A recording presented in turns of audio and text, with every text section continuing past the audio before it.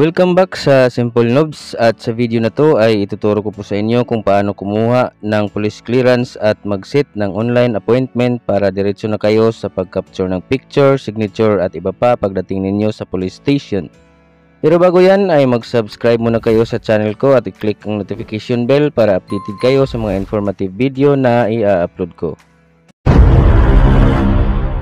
Pumunta pa rin sa mga search engine na ginagamit ninyo at i-type ang PNP clearance at i-click itong police clearance na nasa pnpclearance.ph.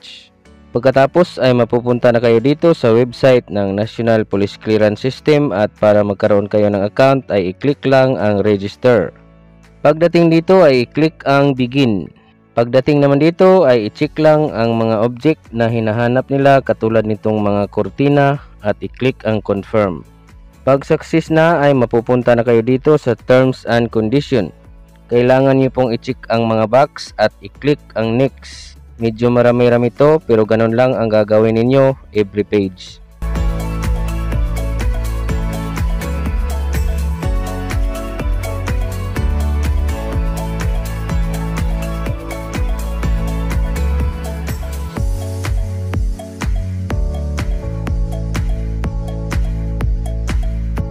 Hanggang sa makarating kayo dito at i-click ang I agree.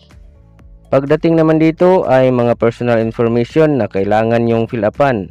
Active email address, password, tapos confirm password at basic information ninyo. Pag okay na lahat ay i-click ang register. Pagdating dito ay i-click lang ang save. Ngayon ay kailangan nyo nang mag-sign in.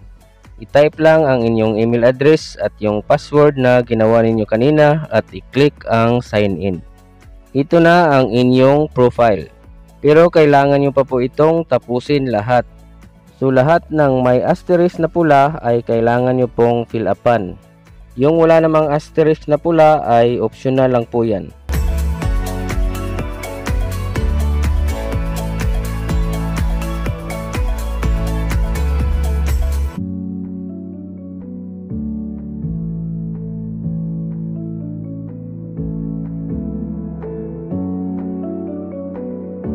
Pag okay na lahat ay i-click lang ang save profile. Pagdating dito ay successful na raw ang pag-update nyo ng inyong profile, pero dahil kukuha kayo ng police clearance, i-click lang ang clearance application. Dito naman ay kailangan nyo pong tapusin itong 3 steps para makapag-set ng inyong online appointment. Step 1, select appointment. Kailangan nyong ilagay ang inyong purpose at pumili ng police station kung saan kayo kukuha ng police clearance.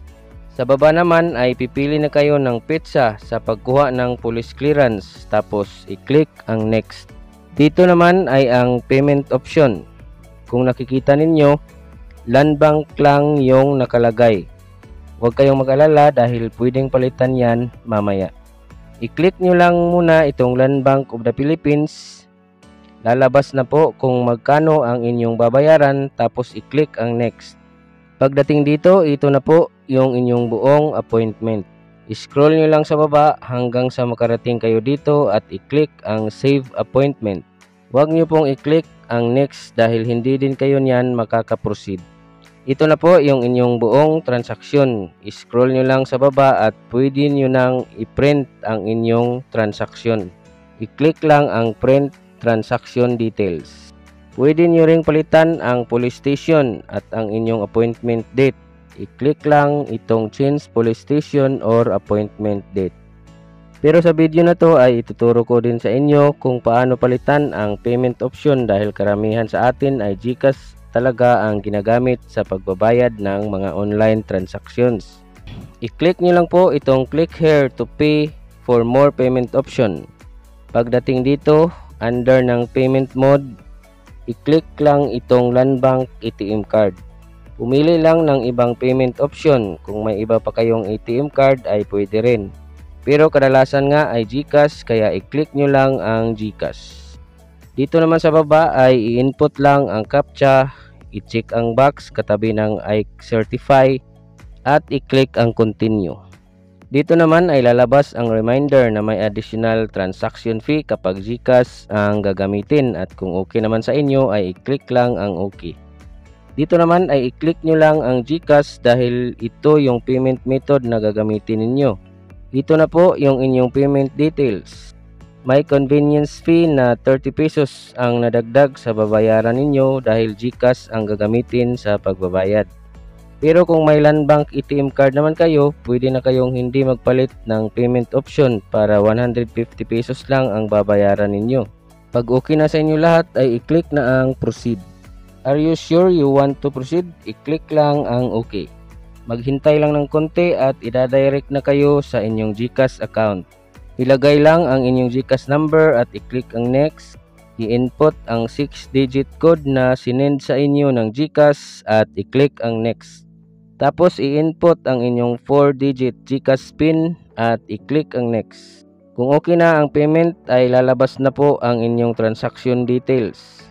I-screenshot nyo po ito dahil itong reference number po yung ipapakita ninyo sa police station kung saan kayo kukuha ng police clearance. Para diretso na po kayo sa pagkuha ng picture, signature at iba pa. Maraming salamat po sa panonood mga Lods at kita-kits sa susunod na video.